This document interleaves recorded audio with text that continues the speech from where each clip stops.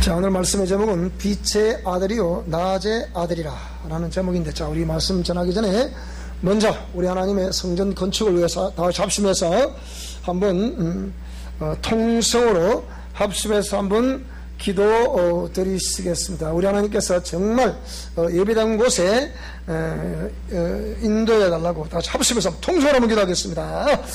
할렐루야. 거룩하신 아버지 하나님, 참으로 감사합니다. 주의 거세는 정원하게 주시고 참으로 역사해 주시어서 주의 주께서 우리 사람들을 하여금 주의 눈의 건축을 명령하시고 오늘 한 걸음 한 걸음도 주 앞으로 나아갈 수 있도록 인도해 주신 것을 참으로 감사합니다. 하나님의 성령께서 부으시고 참으로 역사해 주셔서 우리 미션 하나님의 하나님의 전이 땅의 건축됨으로 우리 아버지 하나님을 기뻐하시게 하옵고 역사해 주시기를 간절히 바라고 나올 때 무엇보다 우리의 심령 성전이 아름답게 건축되게 도와주시고 또 그로 인하여 모든 구성원들이 편안히 예배할 수 있는 아름다운 공간을 주셔서 우리 아버지 하나님께 모여드리게 주님께서 원하시는 장소, 또 원하시는 건물, 또 필요한 재물 허락해 주셔서 반드시 저희들이 역사를 이뤄낼 수 있도록 역사해 주시기를 간절히 바라옵고 원하옵나이다. 우리 아버지 하나님께서 거시는 종을 함께 주시기를 간절히 바라옵고 원하오며 우리 모든 성도들이 동참을 하며 우리 미션 고난도들이 이 일에 동참을 할 때 하나님께서도 하늘로 활짝 열어주셔서 재물의 명을 저들에게 보내주시기를 간절히 바라옵고 원하옵나이다. 하늘에서 땅에서 바다에서 아버지 하나님의 원하시는 그 재물이 아버지에게 불러인되는 놀라운 역사에 있어 우리 아버지 하나님을 보며 주 앞에 감사하게 하옵소서. 우리 주님께서 거시는 종으로 함께해주시기를 간절히 바라옵고 우리 성도들이 경영하는 사업장 위에도 직장 위에도 복을 내려주셔서 우리 하나님께서 주시는 복을 끝없이 우리 하나님께서는 축복하는데 온전히 전체를 축복해 주시옵소서. 함께 되시기를 간절히 바라옵고 원하오며 예수님의 이름으로 기도드리옵나이다. 아멘. 자, 빛의 아들이요 낮의 아들이라 라는 제목으로 말씀을 상고하겠습니다. 지금 우리 한국 사회는 이 코로나 사태라는 것이 지난 2월 달부터 어찌 보면 일찍이 중국 우한이라는 지역에서 이렇게 이 코로나가 창궐한다는 것이 월드 뉴스에 떴습니다. 그래서 우리 한국은 또 중국과 밀접한 관계에 있고 그래서 이런 그 팬데믹이 일어날 것이라고 아무도 예상을 못했겠죠. 근데 그 월드 뉴스를 봤을 때 이 현상이 보통 심각한 현상은 아니었다라는 생각이 제가 들었어요. 그래서 제가 우리 아시다시피 우리 백신 전문가인 우리 교수님께 전화를 해서 지금 중국 우한에서 이 코로나 바이러스가 창궐을 하고 있다는데 보니까 길을 걸어가면서도 팍팍 쓰러지는 그 장면이 보도가 됐는데 이것이 어떻게 되겠습니까? 라고 이제 물어본 적이 있습니다. 그래서 이후에 그 시점에 이 우리가 한국 교회를 많이 괴롭히고 있는 신천지라는 이 이단 집단이 중국 우한 지역에 또 그들 나름대로의 포교관을 세우게 되고 그걸 통해서 출입을 했던 사람들을 통제를 못한 것 때문에 결국은 이제 뭐 이렇게 신천지가 그랬다 저랬다 해서 난리인데 그래서 하여튼 지금 우리 한국 사회는 계속해서 이 코로나 바이러스가 잡히지 않는 그런 상태에서 우리 한국뿐만 아니고 전 세계에서 이 현상이 지금 일어나고 있습니다. 그래서 팬데믹이라는 것은 2개 이상의 대륙에서 동시다발적으로 이제 이 전염병이 창궐하게 될 때 세계보건기구에서 이는 이제 유행성 질병이다 해서 세계적으로 이제 경종을 울리게 되고 그래서 그거를 이제 방역을 실시해야 되고 이제 또 나름대로 백신을 개발해서 이렇게 그 질병을 퇴치를 해야 되는 그런 것을 이제 말하죠. 그래서 이런 상황을 보면서 지금 우리 이 나라에서 진행되고 있는, 마치 또 그 시점에는 우리 한국에 총선이 있어서 참 어찌 보면 뭐 이것이 뭐 어떻게 그렇게 또 우리가 그런 시각을 봐서 그런지 아니면 실제 그런지 모르겠지만, 하여튼 제가 볼 때는 이 총선에 톡톡히 효과를 본 정부에서 이 그 전례 없는 그런 많은 우리 국가적으로 또 경제적으로 지금 고통을 당하고 있습니다. 우리가 IMF 국제금융을 지원받던 시절에 이 추경 예산을 편성을 하는데, 그때 뭐 약 한 뭐 27조 원인가 그렇게 해서 추경 예산을 긴급 편성을 했습니다. 그런데 이번에는 지금 우리 한국 건국 이래 역대 이런 추경 예산이었는데 약 35조 원 이상의 추경 예산을 편성을 했습니다.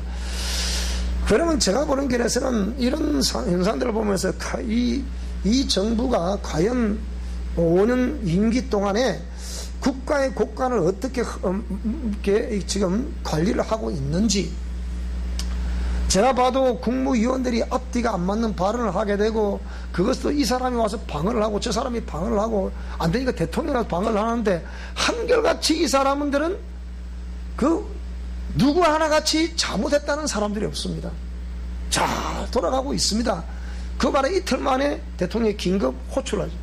당신 좀 들어와라 해서 다시 또 부동산 정책을 쏟아내는 그런 일을 바라보면서, 지금 종말론 학자들은 이 현상을 어떻게 보느냐, 이 현상이 우리 한국에만 일어나는 것이 아니고 지금 전 세계에서 동시다발적으로 이 팬데믹 현상과 함께 경제가 지금 마비가 되고 있다.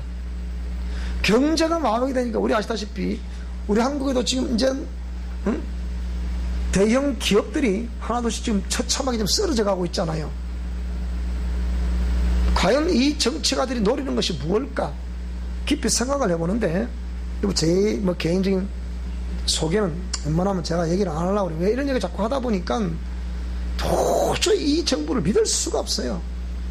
실제 지금 이제 어저께 신문을 보니까 제주항공에서 이스타항공, 이번에 더불어민주당 국회의원으로 당선된 분이 회장으로 있었던 그 이스타항공을 제주항공이 그 지분이 있어서 인수를 하려고 하니까 도저히 너무나 많이 일을 저질러서 이걸 인수를 못하겠다는 거예요. 빚을 갚으라 하고 말하니까 그럼 완전 이스타항공은 지금 도산이 되는 거예요. 이런 것도 있어요. 그리고 아시다시피 우리가 이게 지금 이 원전 이런 것들을 자꾸 폐기를 하고 일을 하다 보니까 지금 전 세계적으로는 이 지구촌이 너무 더워지니까 이게 안 된다. 화력발전소를 없애자. 지금 반기문 전 유엔 사무총장이 우리가 중국에서 불어오는 어떤 그런 미세먼지를 우리가 탓할 것이 아니고 실제 우리 한국의 미세먼지가 더 많이 원인 제공하고 일어나고 있다. 이래 말하면서, 그렇다고 하면 전 세계가 지금 우리 이 원전 하나를, 우리 한국 원전은 전 세계적으로 알아주잖아요. 거기에는 이희소 박사라는 정말 전 세계적인 과학자, 세계가 인정하는 이 과학자, 제가 저번에 여러 우리 단톡방에 제가 올려드렸는데 그거 읽어보셨는지 모르겠어요. 너무 장문자였기 때문에 이런 세계적인 과학자가 의문의 죽음을 당하게 됐습니다. 아마 이 몰라도 박정희 대통령이 이희소 박사에게 그 젊은 날에 이 박사가 되고 교수가 되고, 그래서 세계가 인정하는 이 원자력 전문가, 이 전문가를 미국의 어떤 화물차 기사가 정면으로 차를 들이받아 버렸죠. 그러면서 유유히 휘파람을 불면서 갔더라. 그걸 못 잡아서 못 잡겠습니까? 안 잡는 거죠. 이런 것들 때문에 우리 한국의 원자력 기술이 세계 탑을 달리고 있는 거예요. 그런데 지금 원전 폐기해서 이 정부 대통령이 등장하자마자 원전을 폐기했죠.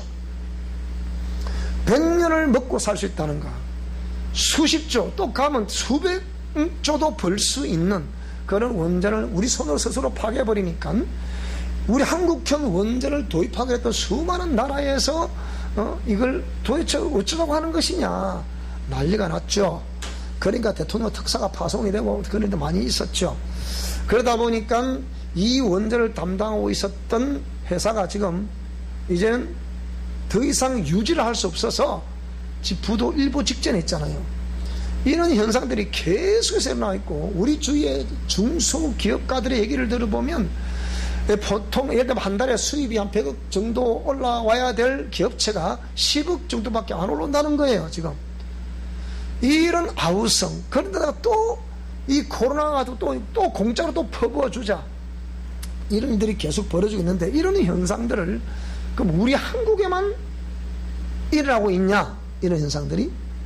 아니면 전 세계에서 이런 일을 당하고 있는 나라들이 동시다발적으로 일을 당하고 있냐라고 했을 때 동시다발적으로 당하고 있다는 거예요.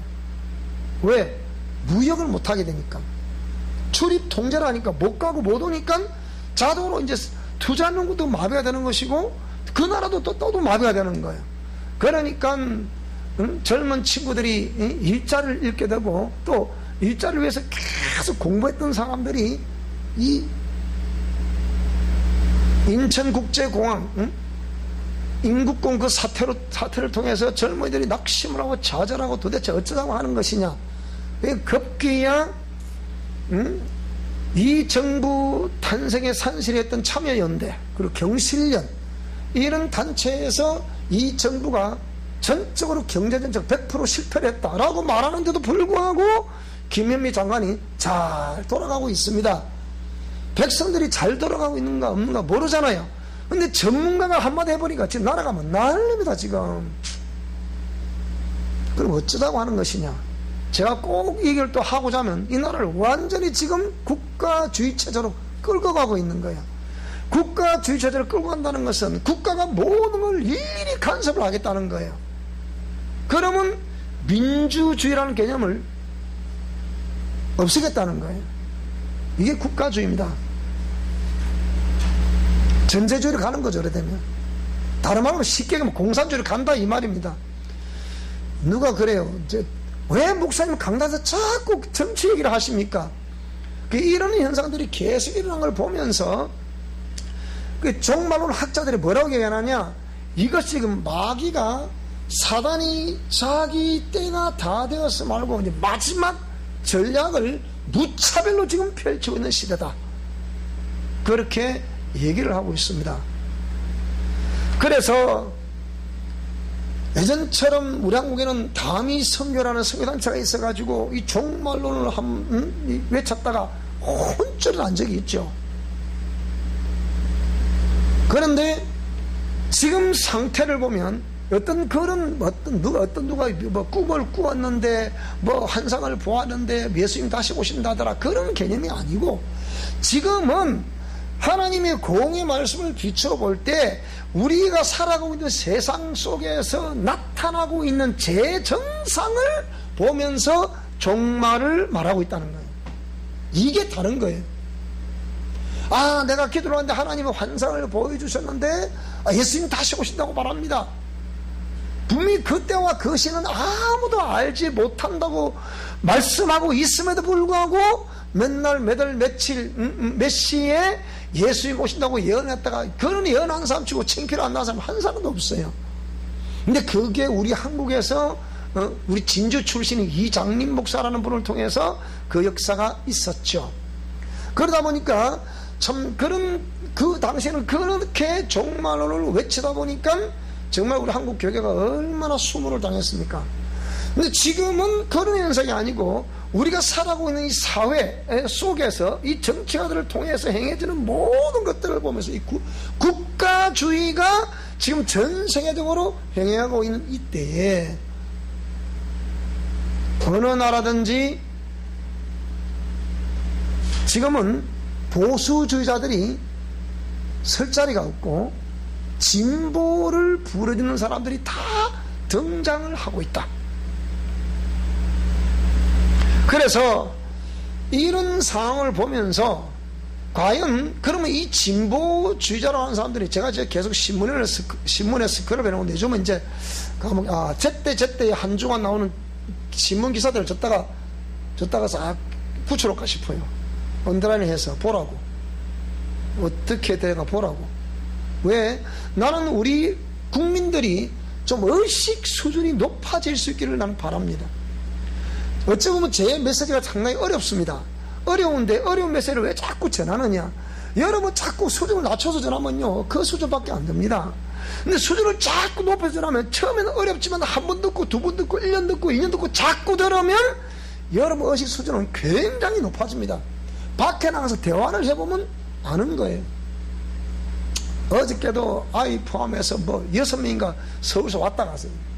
하루 종일 오전 10시부터 시작해서 뭐 오후 7시까지 제가 계속 이 상담을 하고 또 기도를 하고 치유를 하고 일을 하다 보니까 사실 굉장히 많이 좀 피곤했던 시간이었는데요. 그 상황에 와서 뭐라고 그러냐, 알고 보니까 저하고 같이 교수를 했던 그분이 서울에서 우리가 잘 알고 있는 그 강문호 목사님 그곳에서 나름대로 치유학교를 한다고 이렇게 했던 분이에요. 거기서 공부를 했더라고요. 4년 동안 공부를 했대요. 지혜가는 공부를 했는데 문제는 뭐냐, 자기 내 앞날이 너무나 암울하다는 거예요. 왜 그 공부를 하면 뭔가 길이 보일 줄 알았는데 길이 안 보이더라는 거예요. 그 너무 암울해서 자기 아시는 집사님이 우리 여기로 왔다 갔는데 저를 얘기를 하더래요. 그 좀 거리가 멀지만은 내가 한 분을 소개해줘. 그래서 그분을 소개를 해서 모시고 내려온 거예요. 이분은 대전에 사는데 서울에 있는 분을 모시고 내려온 거예요. 자, 오늘 저와 여러분들은 우리가 과연 평소에 우리가 이런 사람들처럼 우리 영성 실천을 그렇게 많이 주위에 소개를 하고 있는지, 아니면 그냥 왔다 갔다만 하시는지, 우리도 우리 자신을 좀 점검을 해볼 수 있기를 바랍니다. 전도의 은혜가 저와 여러분에게 임할 수 있기를 축복합니다. 자, 그래서 이분 와서 종일 그 중에 목사님 듣고 하니까 가만히 듣는 거예요. 하루 종일 듣는 거예요. 그러니까 뭐라고 그러냐, 참 여기는 좀 이상하네요. 그래, 뭐가 이상합니까? 그러니까 딴 데 상담을 가면 상담사가 뭐 때문에 상담을 오셨습니까? 물으면 이 상담사는 저 사람 내용을 물으니까 다 듣고만 있는 거예요. 1시간이나 2시간 듣고 있는 거예요. 1시간 들어주는데 15만 원이에요. 1시간 들어주는데 15만 원이 그러면 11시, 12시, 1시, 2시, 3시, 4시, 5시, 6시, 7시 밥시간 포함하면 밥시간 빼면 그러면 자 8시간 그 얼마를 받아야 됩니까? 그럼 제가? 그런데 여기는 오니까 들어주는 게 아니고 목사님 말씀 다 하시네요. 그래요. 이 사람 진짜 상담사인지 아닌지. 여러분 가만 생각을 해보세요. 그분들이 왜 여기 오셨습니까? 자기가 지금까지 어릴 때부터 지금까지 나이가 지금 70다 돼도 어릴 때부터 지금까지 신앙생활을 해왔는데 잘 됐으면 여기 오겠습니까? 여러분 객관적으로 생각해 보시라니까요. 잘 되면 절대 안 옵니다. 그럼 여기 왜 오셨어요? 뭔가 안 되니까 오는 거예요. 안 되니까 오는데 그럼 그 얘기를 다 들어라? 안 되는 그 얘기를 다 듣고 내가 8시간 또 안 됐냐? 안 될 얘기를 다 듣고 그래 있어라? 그래 상담을 하라? 그 경청을 하라? 이건 안 맞는 거예요. 그래서 제가 처음까지 제가 얘기 다 했죠. 그러니까 이상한 상담을 하시네요. 그러는 거예요. 그래서 뭐라고 그러느냐, 사모님께 그러더래요. 제가 여기 오기를 정말 잘했습니다. 그러더래요. 그래서 이게 공부하러 내려온대. 이게 서울 학교를 보다가 얘가 내려온대. 자, 이래라고 하는데, 그러니까 이런 상황을 바라보면서 나는 우리 미션 코람데오의 우리 사랑의 교회의 역할이 해야 되겠습니까? 내가 분명히 말씀드렸잖아요. 이미 한 30년 전에 제가 대구 목회를 할 때 산에서 기도를 하는데 하나님께서 3년을 그 산에 기도를 하는데 말씀을 하시더라고요. 앞으로 한국 교계가 바닥으로 추락을 하게 될 것이다. 그때는 한국교회 전성시대였습니다.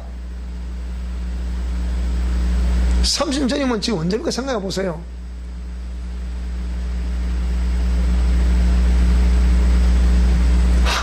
지금 2020년이니까 한참 한국교회 전성기 시대였거든요. 근데 제가 그 무렵에도 저도 부흥회를 나가고 하여튼 학교 강의를 하고 다 했었잖아요.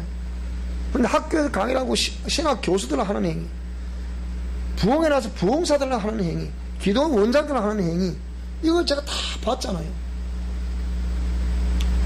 근데 하나님 뭐라고 그러시냐? 앞으로 한국 기독교계가 저 바닥까지 추락하게 될 것이다. 그 당시엔 도무지 상상도 못하는 얘기예요. 그런데 이 얘기를 들은 지 30년 지난 요 몇 년 전에 하나님이 또 말씀하시는 거예요. 2년 전에는 한국 교계와 한국 사회가 다시 바닥까지 떨어질 것이다. 근데 지금 보세요. 떨어지고 있잖아요. 제가 이걸 보면서, 그런데 하나님이 뭐라고 그러시느냐? 내가 너희 미션 코람데오를 왜 이렇게 하나님이 이렇게 지금은 아주 초라해 보이는 그런 단체지만 왜 너에게 미션 코람데오의 영성 실천 원리를 주었느냐?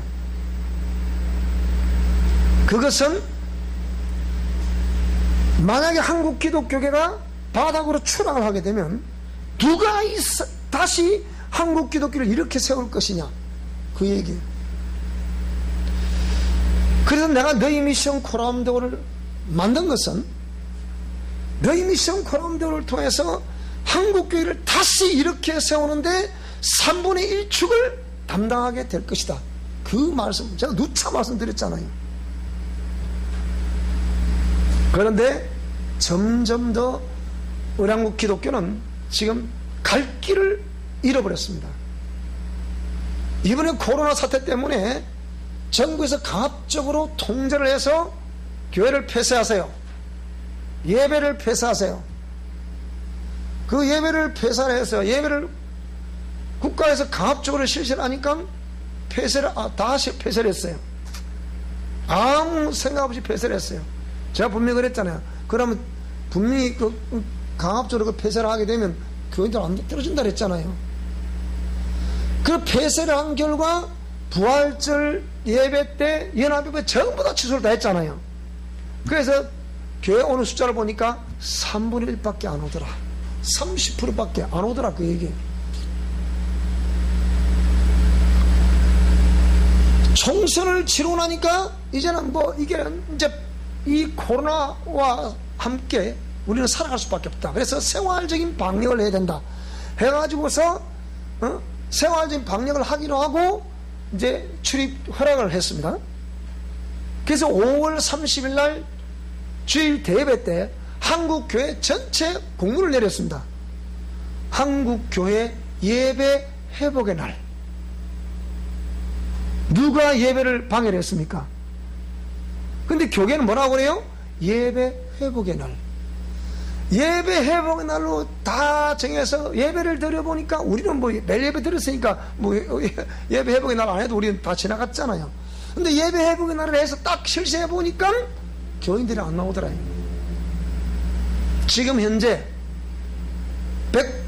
100%에서는 기준을 봤을 때 60%밖에 지금 교회 더 이상 안 나온다는 거예요, 지금.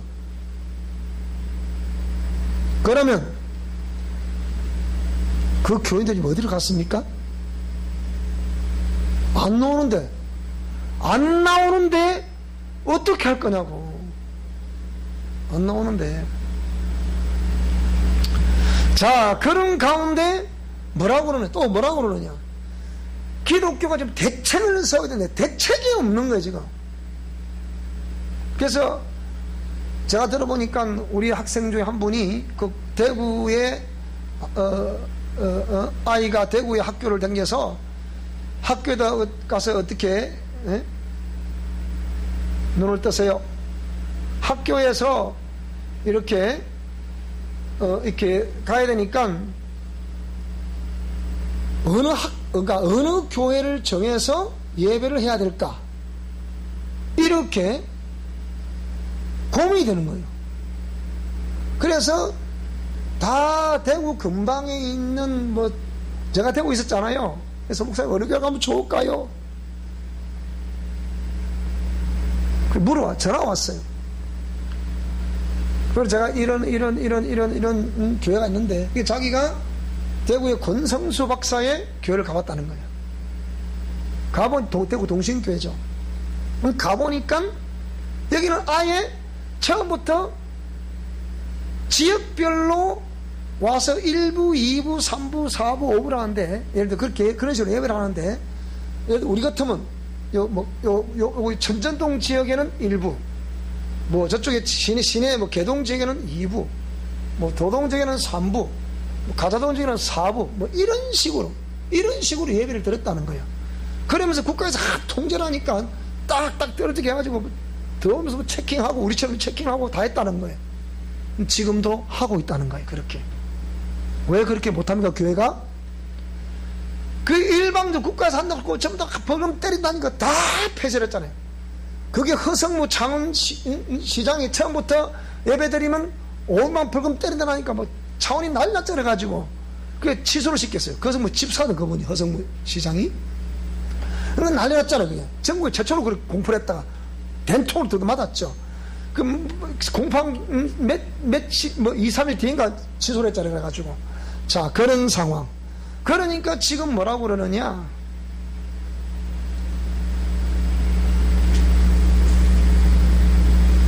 비대면 예배를 하라는 거예요. 안 그래도 우리 지금 스마트폰 중독 때문에 난리다. 잡으면 다 전부 스마트폰이요. 사람과 대화가 안 돼. 이게 감성 교류가 안 된다니까요.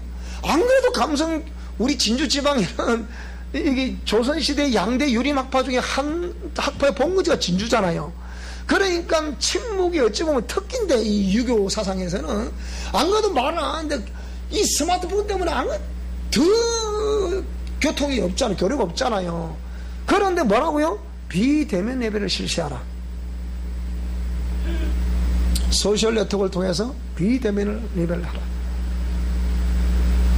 그 비대면 예배가 뭡니까? 얼굴과 얼굴을 직접 이렇게 보면 하지 말고, 이 가상 공간을 통해서 예배하라는 얘기가 아닙니까? 그러면 전부 다 이 휴대폰 다 들고 해야 돼, 이렇게. 그럼 뭡니까? 다 대화도 없이 혼자 보고 이렇게 하라는 거예요. 교회를 정상적으로 오라고 해도 이 신앙 유지가 안 되는데, 과연 이거 해갖고 유지가 되겠습니까? 아침에 제가 자아파쇄와 영의 해방이라는 책을 잠시 봤어요.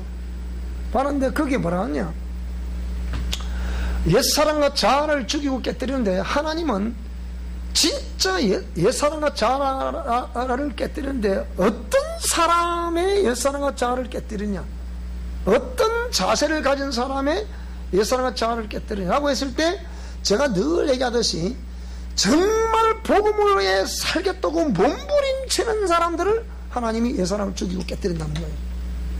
언제까지 하느냐? 될 때까지 깨뜨린다. 그것도 그렇게 표현되어 있더라고요. 보니까. 그런데 여러분에게 이 옛사람과 자아파쇄, 영의 해방, 이 책을 좀 읽어보라야겠다. 이런 읽어보시기 바랍니다. 그 책을 읽어보면 우리 여기서 가르쳐온 내용과 똑같아요. 제가 그 책을 읽어본 지 오래됐잖아요. 다시 읽어봤어요. 책이 여기 꽂혀있더라고요. 자, 이런 상태입니다. 그래서 이런 현상이, 사단이가 자기 때가 다 되었음을 알고 지금 온 교회를 전방위적으로 압박을 한다는 거예요. 이성주의자들이 인권양을 앞장세워서 지금 우리 7월 달에 저기 그거 났잖아요. 저기 가스킹도 엄청 써놨죠. 저거 왜 써놨잖아요. 저게 지금 이 정부가 7월 달에 지금 180명 국회의원을 거느리고 있으니까 여당에서 강압적으로 지금 뭐 하겠다고 지금요? 소수자 임금을 통과시키겠다는 거예요. 그러면 소수자 임금, 우리가 소수를 무시합니까? 우리 기독교인이 동성애자들이라서 우리가 무시를 합니까? 왜 그들이, 국가가 우리가 내는 세금을 통해서 그들은 합법적으로 불법을 저지르고 있는데 그들의 치료비를 100% 우리가 다 부담을 해야 되는 거예요. 우리가 피땀 흘린 그 돈으로 세금을 냈는데 그 세금을 가지고 그들 말하기 또 너무 또 말을 세게 하려니 좀 그러네요. 그들은 나름대로의 성적 취향을 따라서 이 성관계를 한다는 거예요. 그들을 그렇게 하는데 에이즈가 창궐한 이유가 거기 있단 말이지. 그러면 에이즈 치료 비용을 전부 다 누가 대느냐? 저와 여러분이 다 대줘야 돼. 국가에는 그들 못된 데 하라고 자꾸 권하고 보호를 해주고, 치료 비용 누가 내야 된다고요? 우리가 치료비 내고. 그 짓을 왜 하냐고. 그러니까 생각해 보라고. 왜 0.1%가 안 되는 이 사람들 때문에 우리 전 국민이 99.9%가 왜 피해를 봐야 되냐 이 말이야. 지금 법으로도, 현행 헌법으로도 얼마나 저들은 인권 보호할 수 있단 말이지. 그런데 왜 국민들에게 그런 자꾸 국민들을 이 좌로 우로 갈라가지고 누가 가르까? 그게 도대체 그게 정치가들이 가르잖아요. 이것 때문에 어저께 우리 선생님이 또 이렇게 그 창원에 와서 그 또 교육을 또 그 강의를 또 참석해서 학교를 참석해서 강의를 듣고 또 왔잖아. 여러분 중요한 겁니다 이거. 이렇게 해서 인권 중심이라는 이 정치 이념이 우리 기독교를 완전히 지금 말살시키고 있는 거라고요. 그래서 이성 중심의 이 신앙은 절대로, 지식 중심의 이 신앙은 절대로 하나님께로도 인정받지 못합니다.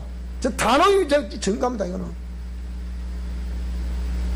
그러면 우리가 하나님을 안다는 것은 몸으로 아는 것이지 머리로 아는 것은 이거는 하나님께도 인정받을 수가 없는 거예요. 삶으로 그래서 증거하라는 거예요. 그래서 이런 상태를 보면서 점점 기독교는 설 자리가 없고, 우리 기독교 지도자들이라는 사람들이 고작 고안해낸 방법이 비대면 예배를 실시하라. 그러니까 그렇게 외쳤던 뭡니까? 각 가정에서 예배를 해라. 지금 이러는 거예요. 여러분 가정예배 한번 해보세요. 얼마나 힘든지. 애들 말 듣습니까? 네, 일이 이만한지 나옵니다. 예배하자 하면 안 합니다. 우리도 예배하기 힘들어. 내가 그런 거 이미 알고서 우리가 큐티를, 사랑방에 큐티를 해보니까 큐티를 또 안 해. 또 다시 큐티 할까?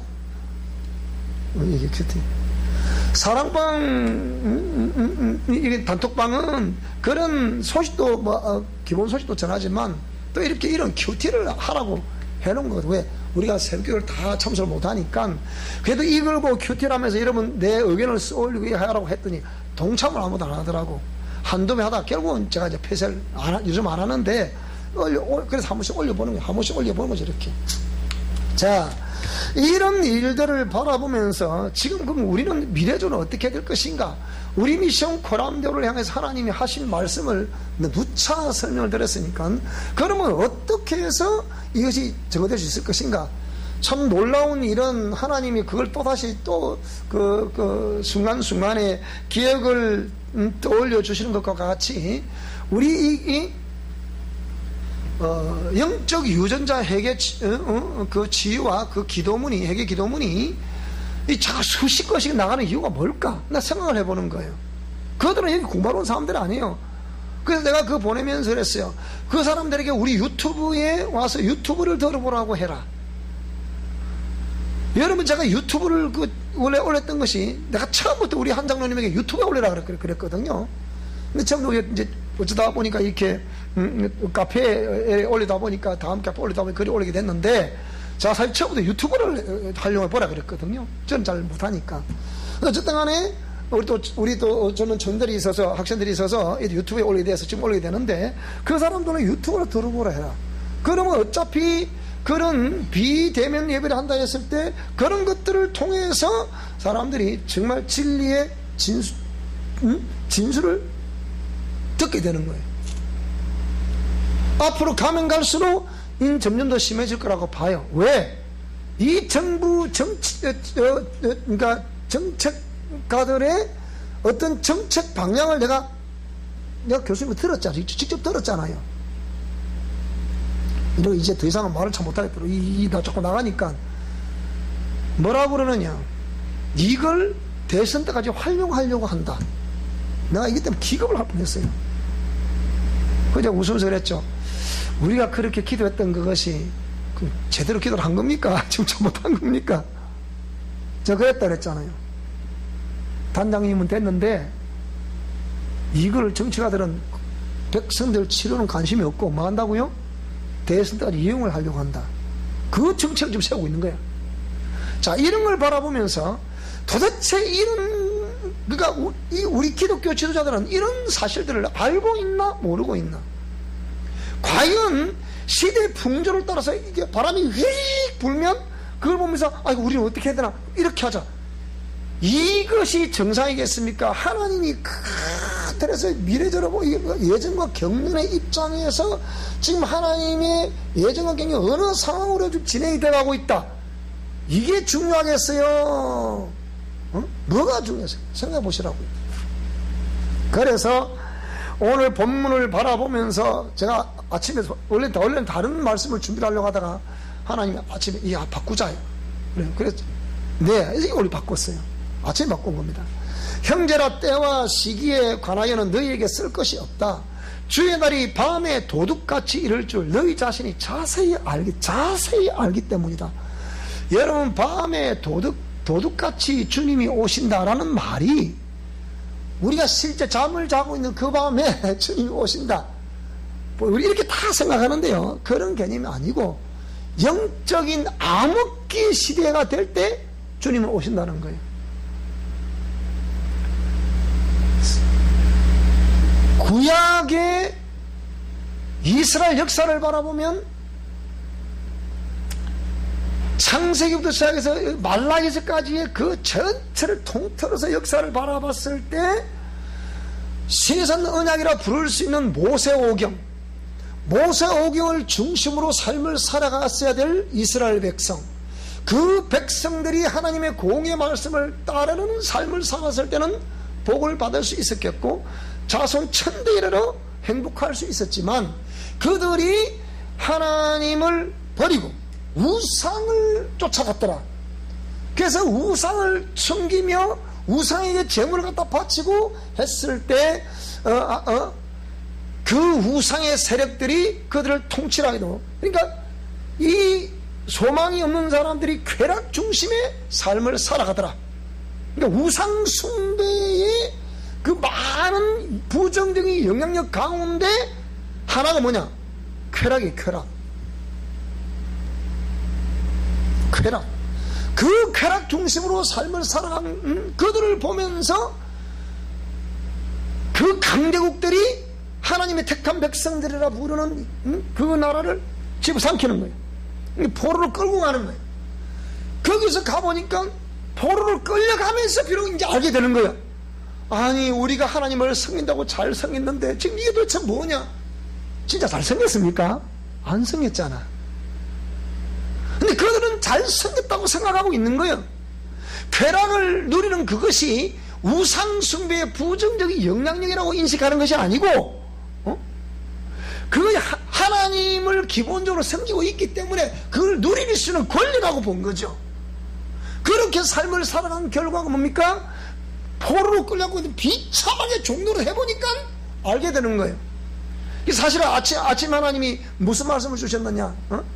다른 말씀 주시는 거예요. 시편에 있는 말씀을 주시는 거예요. 주셨다가 제가 봐도 이 말씀, 너 자꾸 기도하는데 이게 안 내키는 거라. 왜? 바벨론 강변에서 시온을 기억하며 울었다는 그 말씀을 주시는 거예요. 또 너무 힘들 것 같아요. 여러분 힘들 것 같더라고. 내가 그 말씀 전하려고 그러니까. 그래서 하나 이거 바꾼 거예요. 자, 그랬는데 계속 그들 안에서 회개하라 돌아오라, 회개하라 돌아오라 외치냐. 누구였습니까? 그게 선지자들이 했단 말이지. 그 선지자도 출신 성분이 대단한 대선자들이 있고 출신 성분이 형편없는 소선자들이 있는데, 그 대선자가 외쳐도 말을 안 들으니까 이제 그때는 대선자 역할이 없어져 버리는 거예요. 그러니까 소선자가 등장해서 계속 회개하라고 외치는데, 대선자가 외쳐도 말을 안 듣는데 소선자가 외쳐도 듣겠습니까? 쉽게 더 얘기할까요? 대형교회 목사들이 외쳐도 안 듣는데 이 지방의 촌놈 목사가 전한다고 듣겠냐 이 말입니다. 안 듣는다. 그러면 그렇게 계속 이어져 왔던 백성들의 의식체계가 결국은 뭘 재촉한다? 영적 암흑기를 재촉한다는 거예요. 지금 우리 한국은 영적 암흑기입니다.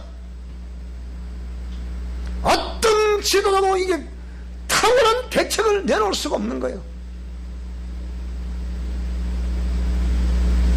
그래도 대책이란 내놓은 것이 비대면 예배인데 이 비대면을 예배를 하는 한 백성들의 신앙 성장은 없습니다. 떨어지면 떨어졌지 성장은 없다니까요. 잔너 기용의 영혼의 폭포수라는 책을 꼭 한번 사서 읽어보시기 바랍니다. 자아파세와 영의 해방, 잔너 기용의 영혼의 폭포수, 이 두 책을 우리 성도들은 다 한번 읽어보시기 바랍니다. 그 책을 읽어보면 지금 제가 왜 이 목이 터져라 외치는지 알 수 있게 됩니다. 17세기의 그 영적 암흑시대와 오늘 21세기 2020년 오늘 대한민국 이 세대가 똑같다는 거예요. 지금 다를 게 하나도 없다는 거예요. 제가 읽어보면. 그래서 해 아래 새 것이 없나니, 이전에 있던 것이 지금 있고 지금 있던 것이 사라지는 것 같지만 또 왜? 오늘이라는 시간은 지나가 버리면 과거가 되잖아요. 과거가 되는데 또 미래의 또 삶을 살아가 보니까 지난날의 과거와 같은 때가 오더라. 패션의 유행을 보면 알잖아요. 우리 어릴 때 장발이 유행했거든요. 그 목사님 장발 다 어디 갔습니까? 어디가 하도 얘를 미에서 많아서 다 빠져버리고 없지 지금 웃으면서 그 얘기를 하는데. 그래서 말라기 시대부터 시작해서 세례 요한이 등장하는 그 400년이라는 시간을 뭐라고 그러냐? 신학에서는 암흑기 시대라고 하는 거예요. 한국이 지금 그런 시대에 놓여 있는 거예요. 그런데 대안은 없다. 그래서 밤에 도둑같이 온다는 말씀이 바로 그런 말씀이에요. 그래서 너희 자신이 자세히 알기 때문이다. 내 영혼이 지금 영적 암흑 속에 있는지 아니면 밝음 속에 있는지. 성막의 제도를 보게 되면 맨 처음 들어가는 입구가 뭡니까? 번제단이었어요. 번제단에서 모든 옛사람과 자아를 죽이고 깨뜨려야 된다 그랬습니다. 들어가면 오른쪽에 떡상이, 그 다음 물두멍이 있어요. 손을 다 씻어야 돼요. 다 씻어야, 얼굴 씻어야 돼요. 깨끗하게 해서 왜 물과 피로 말미암아 우리가 구원이라는 개념이 거기 있는 거예요. 씻고 들어가면 오른쪽에 떡상이 있어요. 매일매일 생명의 떡을 거기서 더운 떡을 올려야 돼요. 그리고 오늘 저와 여러분들은 예수 그리스도의 십자가 사건이 과거의 사건이 아니고 오늘 이 시간에 나에게 주어진 사건으로 믿으시기 바랍니다. 지금도 나에게 강력한 생명을 주시는 사건으로 여러분 받아들이시기 바랍니다. 이게 매일 더운 떡을 드리는 개념이란 말이에요. 건너편을 보니까 7 금초대가 있어. 이 금초대는 뭐냐? 그 성막 안을 성전을 환히 밝혀주는 빛입니다. 빛. 자꾸 등유에 불을 이렇게 지피니까 불똥이 생겨. 그 불똥을 탁 튀겨주면 또 환하게 밝아지고. 그래서 오늘 저와 여러분 심령성전, 내 심령성전이 밝아야만이 하나님의 성령이 오시고 성령이 오셔야만이 오늘 저와 여러분들 의의 길로 진리의 길로 생명의 길로 인도해 가신다. 그렇게 말씀하니 거기 있는 거예요. 그러니까 내 심령을 밝게 만들라 그 말이죠. 무슨 말이 되죠? 자, 그런 자가 성막의 성소와 지성소 사이에 이 휘장이라는 것이 있는데, 휘장을 딱 보니까 금향단이라는 단위도 하나 있어요. 보니까 향이 매일 모락모락 향이 피어오르는 거예요. 이렇게. 왜 피어오르냐? 이거는 뭐냐? 성도들의 기도를 의미하는 거거든. 그러면 그런 심령 성전에 매일 밝음이 있고 항상 예수 그리스도의 그 사건이 오늘 이 시간 현장에 나에게서 주어지는 사건임을 믿고 이 시간의 생명의 강력함이 오늘 저와 여러분 속에 있을 때 그 사람이 드리는 기도가 100% 하나님께 상달이 된다는 거예요. 그래서 밤에 도둑같이 이럴 줄을 너희 자신이 자세히 안다. 그들이 누구였습니까? 그러면 그들이 평안하다 안전하다 할 그때 임산한 여자에게 해산의 고통 이름과 같이 멸망이 갑자기 그들에게 이르니 결코 피할 수가 없다. 자, 이래 보면서 이런 마지막 이게 신세계 질서 속에서는 그 지도자들이 평안하다 안전하다 하는 그런 시대, 즉 그리스도와 함께하는 무리들, 그들이 그런 걸 외치겠죠. 우리하고도 지금 계속 남북 평화다. 근데 제가 볼 때는 남북 평화되기 힘들어요. 특히 이 사단의 세력들을 모르면요, 더군다나 대북 송금에 주의했던 박지원 씨를 국정원장으로 지금 세워놨습니다. 이런 사건들을 바라보면 이 대통령이 정치를 어떻게 하는지, 정치는 그분이 하는 거니까, 그러다는 내가 이 기독교 지도자 입장에 봐서는 이해는 되는데, 과연 우리 한국이 그렇게 될 수 있을까? 난 되기를 바랍니다. 우리 한국이 진짜 통일돼야 돼요. 통일되면 그런 모든 일들이 다 사라질 것이 아니겠습니까? 다 사라질 거란 말이에요. 통일이 되면. 자, 그러니까 통일이 돼서 가부간에 우리 한국이 어떤 식으로 정치 체제가 편성이 되든지 하여튼 편성이 돼서 우리 한국 백성들 다 느껴봤으면 좋겠어요. 자, 그래서 형제들아, 너희는 그런데 어둠이 있지 아니하며 그날이 도둑같이 너희에게 임하지는 못할 것이다. 제가 이렇게 외치는데도 불구하고 우리 사랑의 교회 성도 중에 만약에 도둑같이 임하는 결과를 봤다, 난 너무 억울해. 그러면 제가 이렇게 외치는데 우리 성도들이 그거 당했다, 그러면 말이 안 되잖아. 그거는 안 그렇습니까? 너희는 다 빛의 아들이요 낮의 아들이라. 우리가 밤이나 어둠에 속하지 아니하나니 그러므로 우리는 다른 이들과 같이 자지 말고 오직 깨어 정신을 차리라고 말하고 있는 거예요.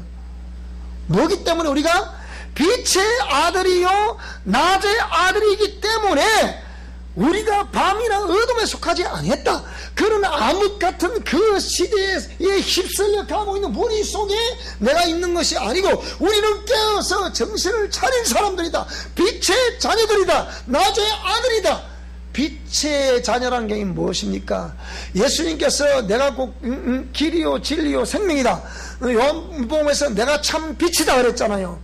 그 참 빛이신 예수님을 내 안에 모시고 매일매일 살아 역사하는 생명의 떡을 취한 그 사람들이 빛의 자녀들이 아니겠습니까? 그러면 그 사람들이 빛의 자녀라고 한다면 당연히 낮에 살고 있다, 이렇게 표현한 거예요. 낮에 살고 있다는 말이 무슨 말입니까? 훤히 그걸 알고 있고 그걸 알기 때문에 그걸 딱 대항을 하면서 삶을 살아간다는 얘기 아닙니까? 우리가 지금 삶으로 증명하라는 이 말은 무서운 말이에요.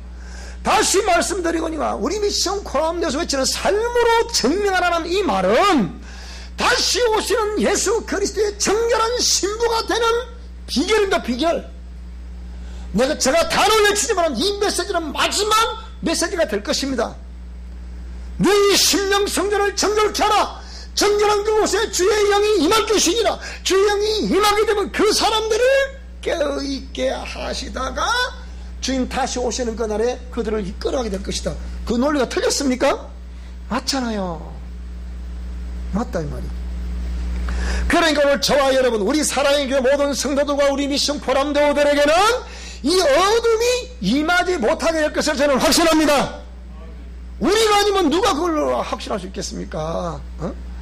여러분의 이 어떤 삶으로 증명하라는 이 어쩌면 정면 충돌이 될 수 있는 이 메시지에 오늘 저와 여러분이 비록 나가지 부족하지만 그래도 이 메시지를 들으면서 오늘 목사님 또 그 말씀 하시네요. 그리 한다고 하더라도 그렇게 말씀대로 살아가야 되겠구나, 그렇게 생각을 또 하시지 않겠습니까? 노력을 하지 않겠습니까?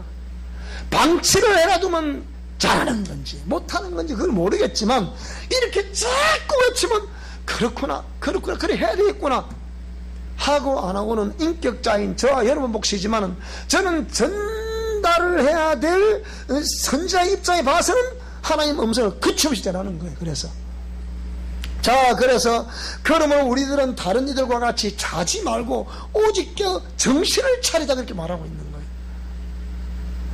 그러면서 이런 말씀들을 우리가 번역을 하다 보니까 정신 차리라니까 내가 무슨 죄를 저졌다고 자꾸 정신 차리라 그러니까 이래 생각하는데, 그런 개념 아니고 뭐라고요? 하나님의 그 때, 종말의 때를 바라볼 때에 지금이 그런 암흑 시대가 자꾸 어둠이 짙게 깔려오니까 그걸 제가 이게 영감의 그 감지가 되니까 그 감지되는 걸 보면서 그 백성들을 보고 평안하다 그렇게 말해야 되겠습니까? 그거는 참 선지자가 아니죠. 참 종이 아니죠. 저는 그렇게 보는 거예요. 그래서 정신을 차리자. 자는 자들은 밤에 자고 취하는 자들은 밤에 취하되 우리는 낮에 속하였으니 정신을 차리고 믿음과 사랑의 호신경을 붙이고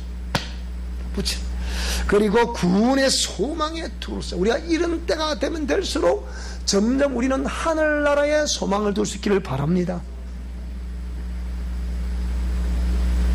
그래야 유수가 지금 금요일 기도에 물었어요. 지금 요즘도 하나님 음성을 들려주시나니까? 들려주십니다. 어떻게 들려주나니까? 지금은 내가 천국을 예배한다고 말하지 않냐? 천국을 더 확장시키고 있다. 그런다는 거예요. 생각은 여러분 알아서 해석하시기 바랍니다만. 그래서 하나님이 우리를 세우시면 노하심에 이르게 하심이 아니라는 거예요. 지금 꾸중하고 책망하고 그런 개념이 아니라는 거예요. 무슨 말씀이 되십니까? 아까 여기 정신 차리라 그러니까 내가 잘못하고 자꾸 그런 개념이 아니라는 거예요. 그런 개념이 아니고 뭐라고요? 노하심에 이르게 하심이 아니요 오직 우리 주 예수 그리스도로 말미암아 구원을 받게 하려고 지금 이 종을 통해서 이 메시지를 지금 전한다는 거예요. 이해되시죠? 그래서 예수께서 우리를 위하여 죽으사 우리로 하여금 깨어있든지 자든지 자기와 함께 살자. 나와 함께 살자. 따라 예수님께서 나와 함께 살자고 하신다. 그게 이 핵심 요지예요. 우리는 빛의 아들이고 낮의 아들이기 때문에 도적같이 임하지 못하는데 이렇게 정신 차리면서 신앙생활을 하자는 목적이 뭐라고요? 구원을 받게 하랍니다. 나와 함께 살고자 함이라. 그렇게 살자. 그 얘기예요. 그러면서 이것을 피차 권면하고 그 말씀을 중심으로 해서 피차 서로 덕을 세우기를 너희에게 하는 것 같이 그렇게 서로 그 상황을 그렇게 해라. 그 얘기입니다. 여러분, 어차피 여러분이 진실에 많은 교회가 있는데 우리 사랑의 교회라는 이 자그마한 교회에 적을 두고 신앙생활을 하시면서 오늘 근데 이 나름대로의 어떤 각 교회들마다 세우신 종들을 통해서 여러 가지 메시지를 전하겠지만 하나님이 제게 주신 메시지는 지금 현재 메시지는 그렇습니다. 그렇기 때문에 이 영적 암흑 시대를 우리가 어떻게 돌파해야 될 것이고 여기에 우리 사랑의 교회와 우리 미션 코람도 해야 될 사명이 무엇이냐 그걸 생각해 본 거예요. 그래서 너희들이 낮의 아들이요 빛의 아들이라 한다면 결단코 우리에게는 어둠 속에 있는 것처럼 그렇게 임하지는 않을 것이다. 그래서 나는 우리 사랑의 모든 성도들이 100% 천국의 소망을 둔 삶을 살다가 100% 전부 다 구원을 얻게 될 것으로 믿습니다. 그래서 우리가 이 땅에 살아가는 동안 그렇게 애쓰고 힘썼던 삶이 내 마음대로 잘 안 되던데 만약에 내가 죽음 이후에도 그런 지옥의 나락으로 떨어져 고통을 당하는 삶을 산다면 얼마나 억울하겠습니까? 더군다나 신앙생활 안 했으면 몰라도 잘 했던 사람이 어느 날 자꾸 그게 또 마음을 닫아서 딱 철장을 빗장을 질러버리면 안다고 생각했는데 구원이 안 됐다. 그럼 이 보통 문제 아니잖아요. 그래서 우리 사랑의 모든 성도들이 정말 아름다운 그런 신앙의 삶을 살아서 우리 하나님을 기쁘시게 하는 놀라운 역사 있기를 다시 한번 주의 이름으로 축원합니다. 기도하겠습니다. 다 같이 오늘 우리 하나님 말씀을 들으면서